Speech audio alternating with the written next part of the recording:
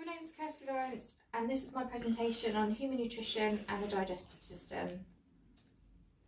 My presentation will cover the structures and functions of the digestive system, the processes of mechanical and chemical digestion and discuss the enzymes that are involved, the constituent food groups of a balanced diet, and examples of their sources.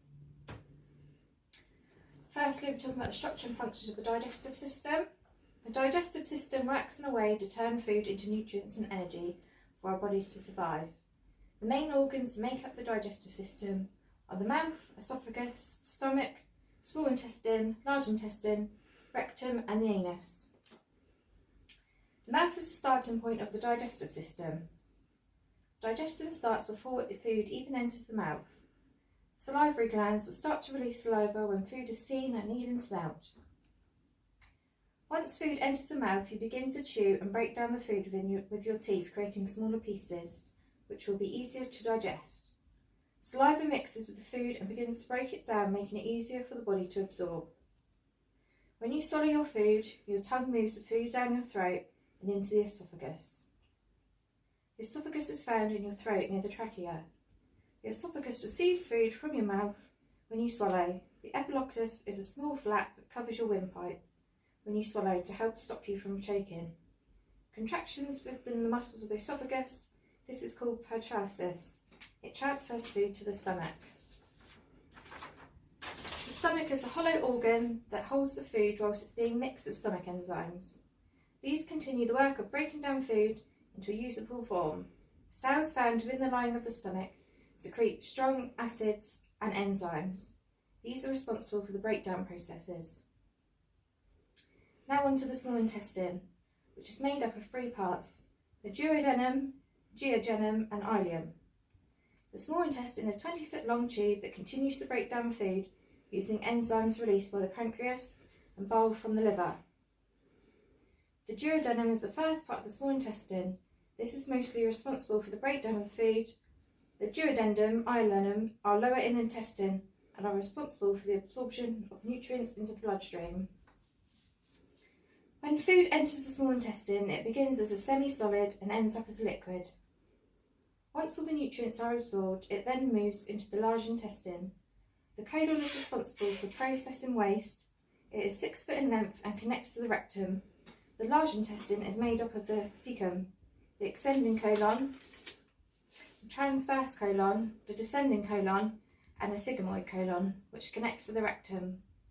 Stools which are left over from the digestive process is then passed through the colon and water is removed. Stools are then stored inside the sigmoid until a movement empties it into the rectum. Once the descending colon becomes full of stools, it will empty it into the rectum, ready to exit the body.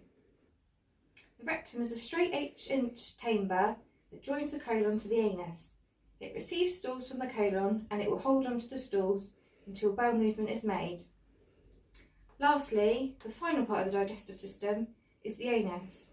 It is 2 inches in length and is made up of pelvic floor muscles and 2 sphincters. The lining of the upper anus is able to detect rectal content. The sphincter muscles that are found in the anus are important for allowing the control of the stools.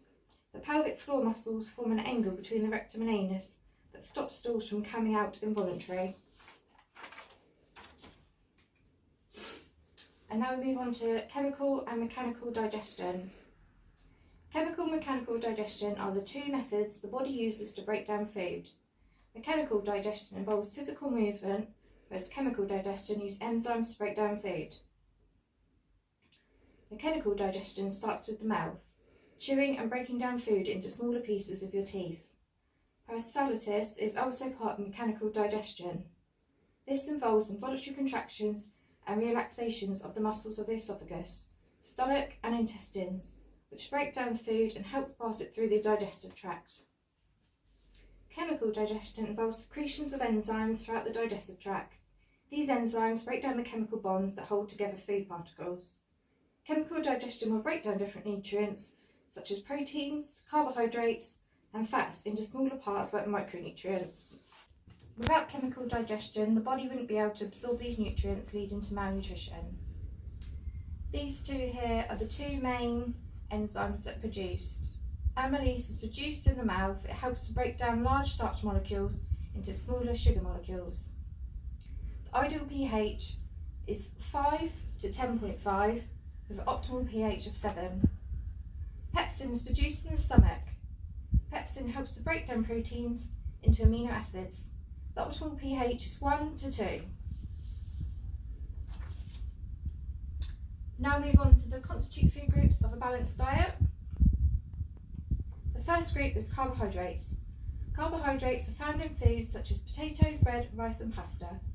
Carbohydrates contain carbon, hydrogen and oxygen. This is the main source of energy in a human diet.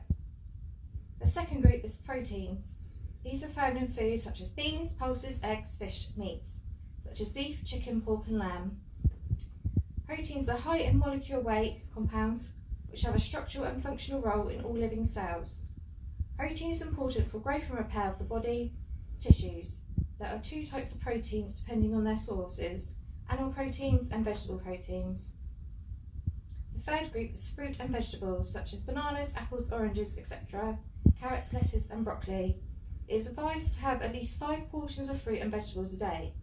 They contain vital vitamins and minerals such as vitamins A, B, C, D, E and K, and minerals such as iron, calcium, copper, iodine, sodium, phosphorus and zinc.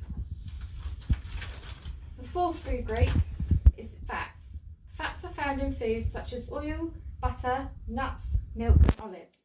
Fats are made up of carbon, hydrogen, oxygen. The oxygen content in fat is much lower compared to it in carbohydrates. Fat forms energy reserves which is usually stored under the skin. Fat is essential in our diet but only in small quantities. The final food group is dairy. Dairy is found in foods such as milk, cheese, butter, yogurts and cream. Dairy is high in protein and vitamins. It also contains calcium which is needed for healthy bone growth and strong teeth. Water isn't a food group but it makes up 7% of our bodies and is needed for all biological processes inside the body. It's also essential for moving food, hormones and other nutrients through the body.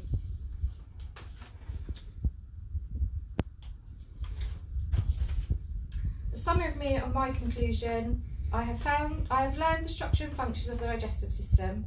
I understand the process of mechanical and chemical digestion and the enzymes involved. I understand the difference between the 5 food groups and their importance. Thank you for listening.